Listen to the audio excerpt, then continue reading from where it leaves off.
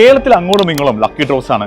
വീടും കാറും ബൈക്കും സ്കൂട്ടറും ടിവിയും വാഷിംഗ് മെഷീനും ഒക്കെ. പക്ഷേ ഈ സമ്മാനങ്ങളൊക്കെ ആർക്ക് കിട്ടുന്നു, എപ്പോ കിട്ടുന്നു എന്ന് നമ്മൾ അറിയാറുണ്ടോ? പക്ഷെ ഈ ഒരു സ്ഥലത്ത് ലക്കി ഡ്രോ വിന്നേഴ്സിന് സമ്മാനങ്ങൾ പറഞ്ഞ സമയത്ത് പറഞ്ഞ സ്പോട്ടിൽ ഫുള്ളി ട്രാൻസ്പെറന്റ് ആയിട്ട് കൊടുത്തിരിക്കും. Welcome to myG future Piravom.